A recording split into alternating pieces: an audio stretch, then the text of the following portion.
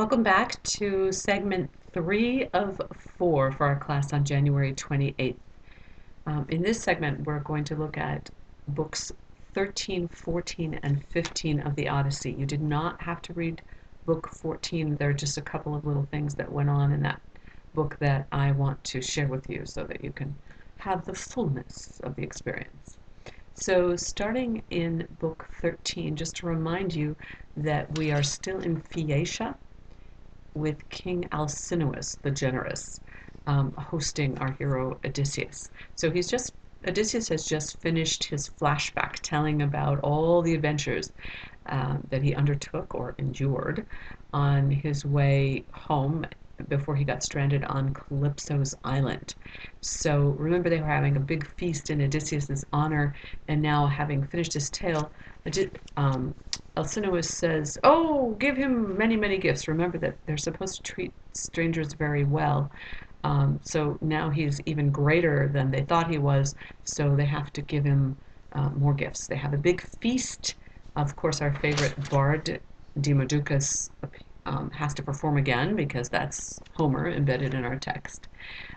They make up a bed for Odysseus. He's going to spend the night. They make up a bed um, on the deck of the ship, and now they're ready to set off for Ithaca. So he sleeps through the whole journey. And remember that these are very special ships that are awarded to them from the gods. And they go very, very quickly. They also go in a sort of shrouded mist so that no one can see them or interfere with them. Pirates can't find them, monsters can't find them, so they don't have any problems. And they actually get to Ithaca way too fast, like in just a few hours, which is kind of amazing considering that Odysseus has been trying to get home for 10 years and all of a sudden it's just pow like that. And he sleeps through the whole thing. So they don't want to wake him up. They offload him along with all the gifts and treasure that he's been given, and they head home. Well, at this point, Poseidon looks down from Mount Olympus and he suddenly realizes what they've done. He's used to seeing their ships on the water, and he didn't realize that they were taking Odysseus home. But he must have noticed that Odysseus was missing, or he sees Odysseus sitting on Ithaca, who knows. But now he's really, really angry. And he says to Zeus, remember, Zeus is his brother, and although Zeus is the king of the gods, and he says, "Look, I never really meant to kill Odysseus. I just wanted to make it really hard for him to get home. I wanted him to be separated from his family because he caused me grief within my family.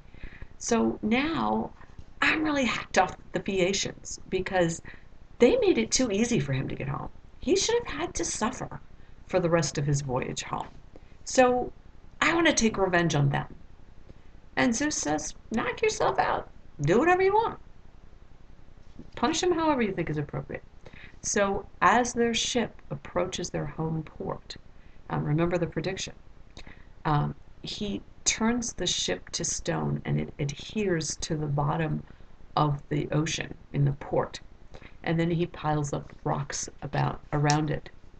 Alcinous remembers the story that had been told by his grandfather that this would happen someday. And he realizes that one of the gods is somehow angry. He doesn't know that Odysseus blinded the Cyclops, Poseidon's son. All he knows is that the gods are angry. So he does. We see a lot of this in the Old Testament when people realize that God is angry with them. He goes off and sacrifices. They sacrifice 12 bulls to Poseidon, and they pray to him to try to get him to change his mind.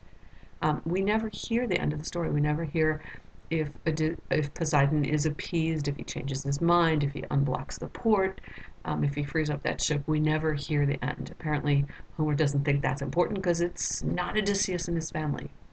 So, meanwhile, Odysseus, remember he was asleep when he was offloaded, he wakes up and he doesn't realize that he's home. He's not been dumped at his castle. He's just, on the shore somewhere, and he doesn't recognize. Remember, he's been away for 20 years. So the land's not as familiar. Things probably have changed a bit. And he doesn't realize that this is his home. So he thinks that they've just dumped him on some random island, and he's kind of angry about it. Well, along comes Athena in her latest disguise. This time she's appeared as a young man, as a shepherd. And she's the one who says, yeah, you're in Ithaca. Um, but Odysseus doesn't realize that he's talking to Athena. So he gives her some false story about why he's there. And Athena finally reveals herself to him. I'd like to take a look at page 296, lines 329 through 339. This is the first paragraph on the page. She says, any man, any god who met you would have to be some champion lying cheat to get past you for all around craft and guile. You terrible man, foxy, ingenious, never tired of twists and tricks. No, not even here on native soil will you give up those wily tales that warm the cockles of your heart. Come now, enough of this now. We're both old hands at the arts of intrigue. Here among mortal men, you're far the best at tactics, spinning yarns, and I am famous among the gods for wisdom, cunning wiles too. So this is how she reveals to him that she is Athena. She's not going to show herself because remember, she doesn't want to hack off Poseidon. She doesn't want Poseidon to know that she's helping Odysseus. That would make her uncle very angry at her. So she hints at it by saying, I'm famous among the gods for wisdom, because Athena is goddess of wisdom. But this passage is really, really important because she's saying that he always lies. So this calls the whole story into question. Is the whole Odyssey just a big fat lie? Do we know that anything? Odysseus was just sitting in Phaeacia telling these great tales. Is any of it true? Is it a big fat lie? Because he's used to lying, and you're going to see in the remainder of the story that he does a lot more lying.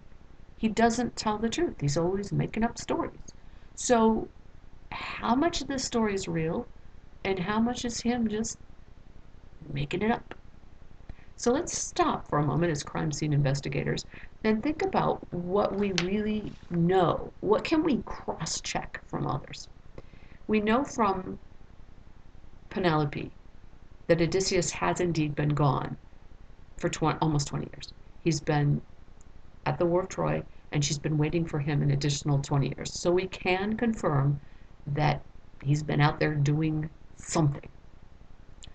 Of all the stories that he tells to the Phaeacians about all these things that happened to him, can we confirm any of them? I would say that the only thing we can really confirm is the story of Polyphemus. We can see from elsewhere in the story, from the gods in their meeting on Mount Olympus, that Poseidon really is hacked off at Odysseus for blinding his son. And we do know that he was on Calypso's island, although that's not part of the story he told. We do know that portion is true because in that first meeting on Mount Olympus and in the second meeting, Athena is talking to her dad about getting Odysseus off of Calypso's island. So we do know that he was there. But all the other stories, the Sirens, Scylla and Charybdis, Helios, the Lotus Eaters, all of that, Circe, we don't know if that's true or if it's all a big fat lie, a big tale that Odysseus just wove to impress the Phaeacians. Isn't that interesting? Homer leaves us in doubt, and there's no way to resolve that one.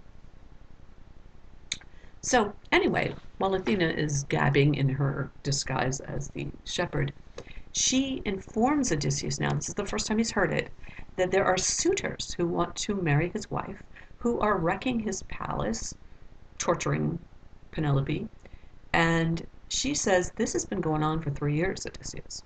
Okay, so he's now not very happy. And Odysseus doesn't act like a hero that we would expect. He says, well, I wish I'd died at sea rather than face this. I think that's interesting for a guy who's supposed to be a great hero. You would expect him to be very angry and say, well, I'm going to go take care of those suitors. But no, he's got to do the, oh, poor me thing. Oh, please. There are times when I really don't like this man. Anyway, Athena says, look, I'm your buddy. I've always been your buddy. I will stand by him. But you can't just go waltzing into your palace. If you walk in there, there's a whole gazillion of them, and there's one of you. It's not going to go well. So you're going to have to go in disguise. And I have decided that I will disguise you as a beggar. You're not going to look pretty, Buster. And I know you're used to looking pretty. But for purposes of your survival, you're going to have to get ugly. So um, I'm going to have to alter your appearance. She also says, I'm going to go fetch your son now. Because remember, he doesn't know that Telemachus has gone on this big journey. So she says, I'm going to go fetch your son from Sparta. Oh, he's fine. Don't worry about him. Except that these suitors are lying in wait and they're gonna kill him on his way back. But don't worry about it because you'll have done away with the suitors by then, so there won't be anybody left to kill him. So as she's leaving, she shrivels up his skin, she removes his gorgeous hair, and generally just kind of messes him up big time. And then she goes on her way. So you can imagine if this were a movie, how fun this scene would be to watch her kind of go, oh, and by the way, your son might be killed, but don't worry, you'll solve it. And poof, I've shriveled you up. Okay, book 14 you did not read. Um, Odysseus at this point is disguised as a beggar, and there's a funny scene where he's attacked by the dogs who guard his own pigs, just to show how effective the disguise is, that even the dogs don't recognize him. He goes to visit the swineherder, and the swineherder turns out to be a really important character in our story. He's one of the good servants. His name is Eumaeus. I've underlined EU because in Greek that suffix means good, and you might notice that the good nurse, the old nurse who raised both Odysseus and his son Telemachus, her name starts with EU as well. So this is a device that Homer is using because it's hard to sort out who's good and who's bad among the servants. So this tells us that Eumaeus is a good servant. His job is to guard the pigs, and he was in fact um, a slave at one point, but he's very, very dedicated to both Odysseus and his son, as you will see. He also repeats the story about suitors and how they're wrecking his place. He believes that Odysseus is dead, um, doesn't realize that he's talking to Odysseus, and asks this man, this beggar in front of him, and where are you from? And Odysseus, ever the master at lying, says that he's from Crete and that he led troops in the big Trojan War and that he's been living in Egypt. So it's all another big fat lie, again showing us that Odysseus is prone to not telling the truth. If he trusts the servant, he probably could have told him, but decided not to. And can't tell a normal tale like, oh, I'm just a beggar, has to come up with this fantastic tale that he was fighting in the Trojan War and he was a great leader. Now we turn to book 15, which you also were reading. In this chapter, Athena, she said that she's going to go off to Sparta and collect Telemachus, and indeed that's what she does. She appears to him and says, it's time for you to go home. But she kind of toys with him. She tells him, if you don't hurry up, your mom's going to marry one of those suitors. And if she marries one of those suitors, you're not going to inherit anything. And you know how fickle women are. One minute she loves you and she loves your father. Now she falls in love with some other man and can't be bothered with you, doesn't really care about her husband anymore. You better get home before it's too late and she's married off.